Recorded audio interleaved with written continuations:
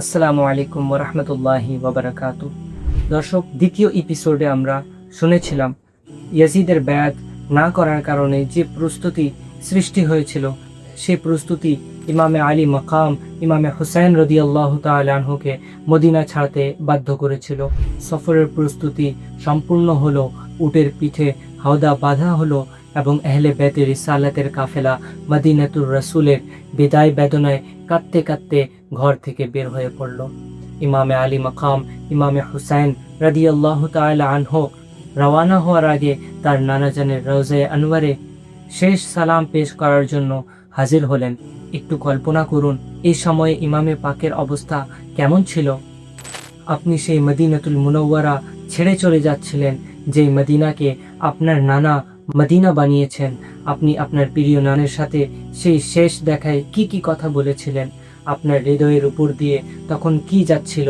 মদিনার সাথে জড়িয়ে থাকা স্মৃতি, আপনার শৈশবের স্মৃতি, মদিনাবাসীদের প্রতি রাসূলুল্লাহ সাল্লাল্লাহু তাআলা আলাইহি ওয়াসাল্লামের ভালোবাসা, সাহাবায়ে কেরামদের সান্নিধ্য, কত কিছু ছেড়ে আপনি চলে যাচ্ছিলেন। যাই হোক দর্শক, আপনি প্রিয় আকা সাল্লাল্লাহু তাআলা আলাইহি ওয়াসাল্লামকে আপনার শেষ বিদায় জানালেন এবং কাঁদতে কাঁদতে ফিরে এলেন। আর ভাঙ্গা মন নিয়ে মদিনাতুল মুনাওয়ারার দিকে আকুল দৃষ্টিতে তাকাতে তাকাতে মক্কা মুকাররমার উদ্দেশ্যে রওনা হয়ে গেলেন। এই ঘটনাটি ৬০ হিজরি ১০ শাবানের। দর্শক, যখন ইমামে আলী মাকাম মক্কায় পৌঁছালেন এবং মানুষের কাছে তার আসার খবর পৌঁছালো, তখন মানুষ অত্যন্ত আনন্দিত হলো। তারা বিপুল সংখ্যায় আপনার খিদমতে আসতে লাগলো এবং আপনার জিয়ারতের সৌভাগ্য অর্জন করতে লাগলো। মক্কায় আপনি একজন আশ্রয় গ্রহণকারী হিসাবে অবস্থান করেছিলেন। সে সময় সেখানে আপনি ইয়াজিদের বিরুদ্ধে কারো বায়াত নেননি এবং নিজের জন্য কোনো সামরিক বাহিনীও প্রস্তুত করেননি। এখানে এই বিষয়টিও মাথায় রাখা দরকার যে কুফাবাসীরা আমিরে মুআবিয়া রাদিয়াল্লাহু তাআলা আনহুর সময় থেকে ইমামে আলী মাকামের কাছে অনুরোধপত্র পাঠাচ্ছিল এবং কুফায় আসার জন্য আকুতি মিনতি করছিল, কিন্তু আপনি পরিষ্কারভাবে তা অস্বীকার করেছিলেন। তারপর আমিরে মুআবিয়া রাদিয়াল্লাহু তাআলা আনহুর ইন্তেকাল হলো এবং ইয়াজিদ খেলাফতের সিংহাসনে বসল। তখন ইরাকের বড় বড় দলগুলো এক হয়ে ইমামে আলী মাকামের খিদমতে অনুরোধপত্র পাঠালো এবং সেগুলোতে নিজেদের আনুগত্য, ভক্তি ও ইখলাস প্রকাশ করলো আর আপনার উপর নিজেদের জান মাল উৎসর্গ করার আকাঙ্ক্ষা প্রকাশ করলো। এরপর এই ধরনের অনুরোধপত্রের একটি সিলসিলা বা ধারাবাহিকতা তৈরি হয়ে গেল এবং সমস্ত দল ও মানুষের পক্ষ থেকে প্রায় ১৫০টির মতো বার্তা ইমামের খিদমতে পৌঁছালো। যখন এই প্রস্তুতি তৈরি হলো, তখন কতক্ষণ ইগনোর করা যেত এবং কতক্ষণ ইমামে আলী মাকামের আখলাক উত্তর না দেওয়ার অনুমতি দিত। এটাকে যুক্তিসঙ্গতভাবে বুঝুন যে ইয়াজিদের শাসন তো দিনের জন্য একটি বড় হুমকি ছিল এবং এই কারণে তার বায়াত বৈধ ছিল না। আর সে নানা রকম কৌশল ও বাহানায় চাচ্ছিল যেন মানুষ তার বায়াত গ্রহণ করে। এই প্রস্তুতিতে কুফাবাসীদের ইয়াজিদের বায়াত না করা এবং ইমামে আলী মাকামের কাছে বায়াতের আবেদন করা ইমামের উপর এটি আবশ্যক করেছিল যে আপনি তাদের অনুরোধ অ্যাকসেপ্ট করেন।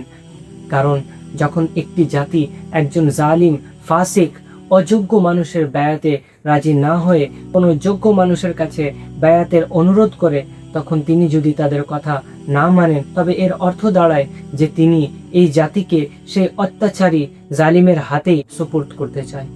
এই পুরো প্রস্তুতিকে সামনে রেখে বুঝুন যে ইমামে আলী মাকাম যদি সেই সময় কুফাবাসীদের অনুরোধ গ্রহণ না করতেন, তবে কুফাবাসীরা আখিরাতে বেঁচে যাওয়ার একটা অজুহাত পেয়ে যেত, একটা কারণ পেয়ে যেত।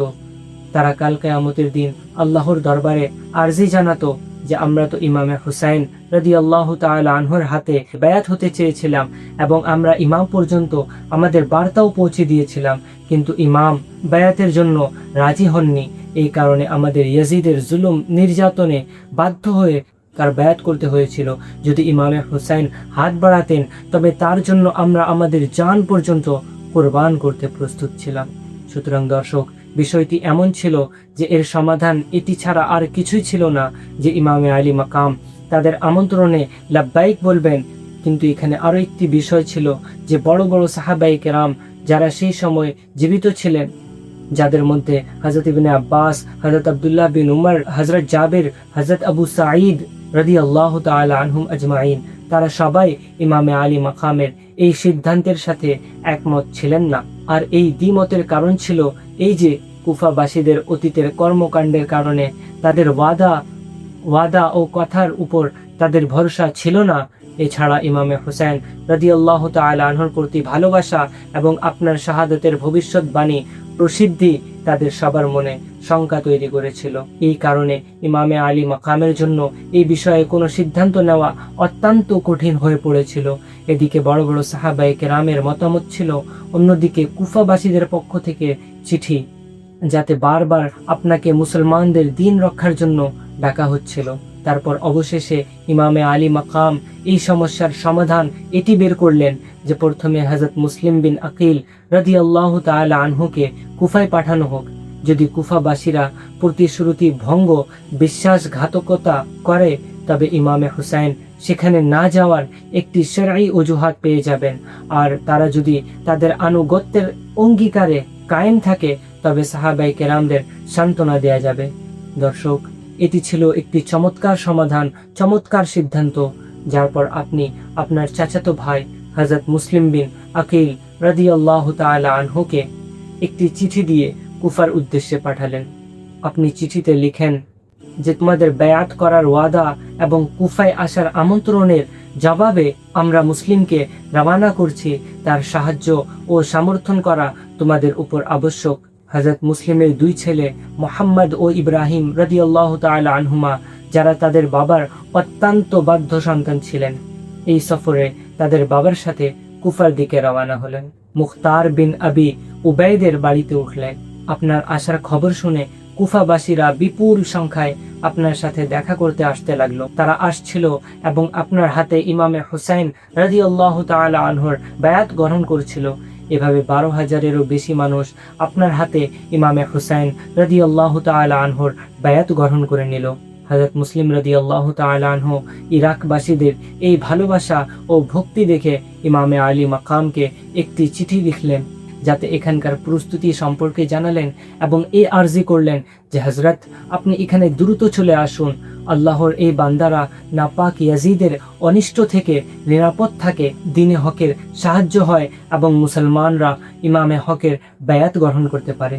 দর্শক, কুফাবাসীদের এই জোশ দেখে হযরত নুমান বিন বশির রাদিয়াল্লাহু তাআলা আনহু, যিনি সেই সময় সিরিয়ার সরকারের পক্ষ থেকে কুফার গভর্নর ছিলেন, তিনি কুফাবাসীদের সতর্ক করলেন যে এই বায়াত ইয়াজিদের মর্জির বিরুদ্ধে এবং সে এতে প্রচণ্ড ক্ষিপ্ত হবে। কিন্তু তাদের সতর্ক করেই তিনি শান্ত হয়ে গেলেন। তিনি এই বিষয়ে আর কোনো পদক্ষেপ নেননি, অর্থাৎ কোনো ধরনের কড়াকড়ি বা গ্রেফতার করেননি। কিন্তু দুই ব্যক্তি, মুসলিম বিন ইয়াজিদ হাজরামি এবং আম্মারা বিন ওয়ালিদ বিন উকবা, ইয়াজিদের কাছে এই খবর পৌঁছে দিল যে হযরত মুসলিম বিন আকিল রাদিয়াল্লাহু তাআলা আনহু এখানে কুফায় এসেছেন এবং কুফাবাসীদের মধ্যে তার প্রতি ভালোবাসা ও ভক্তি জোশ বাড়ছে। আর হাজার হাজার মানুষ তার হাতে ইমামে হুসাইনের বায়াত গ্রহণ করে নিয়েছে এবং নোমান বিন বশির এখন পর্যন্ত তাদের বিরুদ্ধে কোনো ব্যবস্থা নেননি, এমনকি তাদের থামানোর জন্য কোনো পদক্ষেপও নেননি। এখন প্রস্তুতি এটি দাঁড়ালো যে একদিকে হযরত মুসলিম বিন আকিল রাদিয়াল্লাহু তাআলা আনহু চিঠির মাধ্যমে ইমামে হুসাইনকে কুফায় আসার বার্তা পাঠিয়ে দিয়েছেন, অন্যদিকে ইয়াজিদের কাছেও চিঠি পৌঁছে গেছে যে মুসলিম বিন আকিল তোমার বিরুদ্ধে কুফাবাসীদের বিদ্রোহে উস্কানি দিচ্ছেন। এরপরে কি হলো তা আমরা জানবো চতুর্থ এপিসোডে। আসসালামু আলাইকুম ওয়া রাহমাতুল্লাহি ওয়া বারাকাতুহু।